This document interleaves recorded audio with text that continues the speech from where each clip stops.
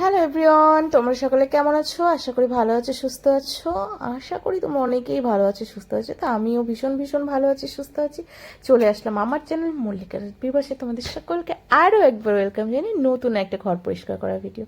তো গাইজ দেখতেই পাচ্ছ আমি এখন অনেক দিন পর ভিডিও দিচ্ছি, যেহেতু কেন বলো তো, কারণ আমি ছিলাম না বাড়ি, আর আমি চলে গেছিলাম বাপের বাড়িতে। বাপের বাড়িতে ছিল সন্ন্যাসীর গাজন, মানে আমরা যেটাকে বলি চড়ক পুজো।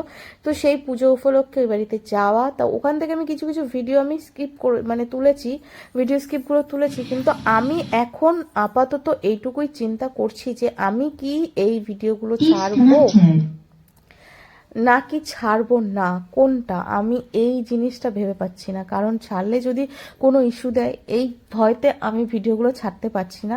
তো তোমাদের কি জানি না আমি শেয়ার করতে পারবো কি পারবো না। তো যাই হোক বন্ধুরা, আমি বাপের বাড়ির থেকে এসে আমার কত কাজ থাকে আর ঘর বাড়ি কেমন নোংরা হয়ে যায় সেটা আমি আজকে তোমাদের সাথে দেখাবো।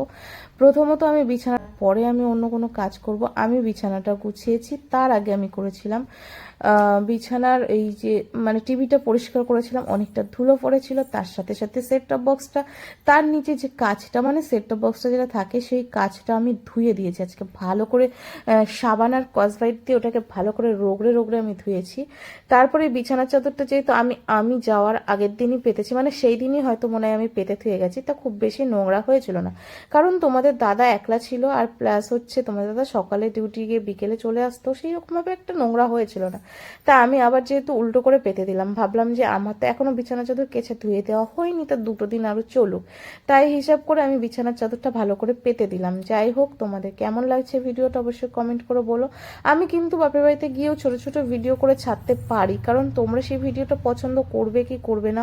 কারণ আমি এখনো পর্যন্ত সেরকম ভিডিও তোমাদেরকে দিইনি, আর তোমরাও এরকম ভিডিও দেখতে পছন্দ করো না। যেহেতু আমার ব্যাক ক্যামেরায় ভিডিও করা হয়, তা সেলফি স্টিক দিয়ে সামনে দাঁড়িয়ে যে ভিডিওটা করবো সেই ভিডিও যদি তোমাদের পছন্দ না হয়, তাই আমি ছাড়ি না। আর ওখানে এমন কেউ নেই যে আমার ভিডিওতে ক্যামেরাটা ধরে দেবে। আর আমার ছেলেকে যদি বলি ক্যামেরা করতে, তা ও ক্যামেরা করতে পারে না। ওকে যদি আমি ভিডিও করতে দিই, ও একদম কি করবে, সবাইকে নিয়ে ক্যামেরা করে আর খুব জুম করে ছবি তোলে, খুব ও ছবি তুলতেই পারে না। এটাই হচ্ছে ওর সব থেকে বড় প্রবলেম। তো যাই হোক, এর জন্য আমি ভিডিও দিতে পারি না।